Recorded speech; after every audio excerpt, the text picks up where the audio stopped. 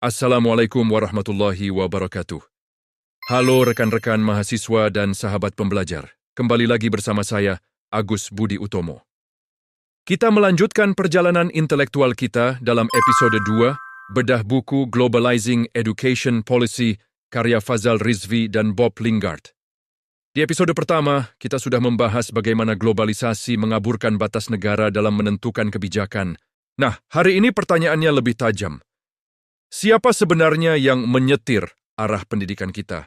Dan mengapa tiba-tiba sekolah lebih sibuk bicara soal link and match dengan industri daripada soal budi pekerti? Mari kita bedah. Rizvi dan Lingard menjelaskan dalam buku ini bahwa dunia sedang terobsesi dengan knowledge economy atau ekonomi pengetahuan. Dalam konsep ini, pengetahuan dianggap sebagai komoditas ekonomi yang paling berharga. Negara-negara di seluruh dunia, termasuk Indonesia, kini mengadopsi Human Capital Theory atau teori modal manusia.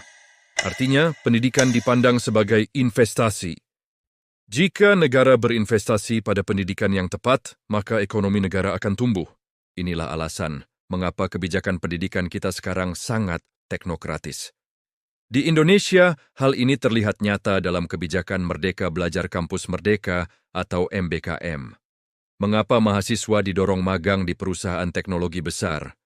Karena pemerintah ingin mencetak output atau hasil yang langsung siap pakai di industri. Pemerintah tidak ingin ada mismatch atau ketidaksesuaian antara apa yang dipelajari di kampus dengan kebutuhan pasar kerja global. Ini semua adalah manifestasi dari teori modal manusia yang dijalankan secara masif. Lalu, siapa yang mengawasi standar ini?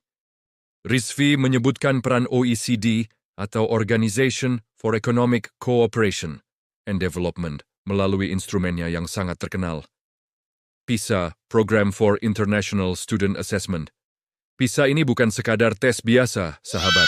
PISA adalah alat global governance atau tata kelola global.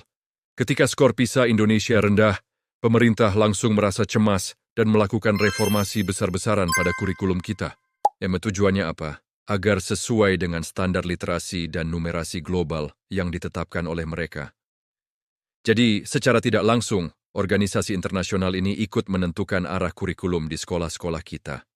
Tekanan untuk memenuhi standar global ini sangat kuat. Mendorong kita untuk terus beradaptasi dengan tolok ukur yang mereka buat.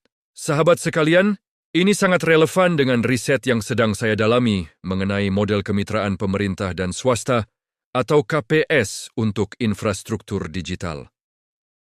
Dalam kacamata globalisasi, AI atau Artificial Intelligence bukan lagi pilihan, melainkan keharusan untuk bertahan dalam kompetisi global. Jika di daerah seperti Pekanbaru atau tembilahan infrastruktur digitalnya timpang, maka kita akan gagal menghasilkan human capital yang kompetitif.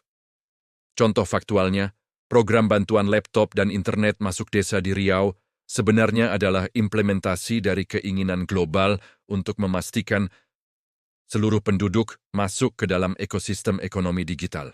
Inilah mengapa riset saya tentang KPS menjadi krusial, karena pemerintah tidak bisa sendirian memenuhi standar infrastruktur global yang sangat mahal ini. Perlu ada kolaborasi antara pemerintah dan sektor swasta untuk memastikan tidak ada yang tertinggal dalam persaingan global ini. Jadi, intisari episode 2 ini adalah pendidikan kita sedang didorong menjadi motor ekonomi melalui standarisasi global. Aktor-aktor seperti OECD dan Bank Dunia berperan sebagai pengawas jalannya investasi manusia ini. Mulai dari konsep ekonomi pengetahuan, teori modal manusia, hingga tes standar seperti PISA, semuanya saling terhubung untuk membentuk wajah pendidikan kita hari ini yang lebih berorientasi pada pasar dan industri. Di episode ketiga nanti, kita akan masuk ke materi yang lebih tajam. Neoliberalisme, dan bagaimana sekolah-sekolah mulai dikelola seperti bisnis.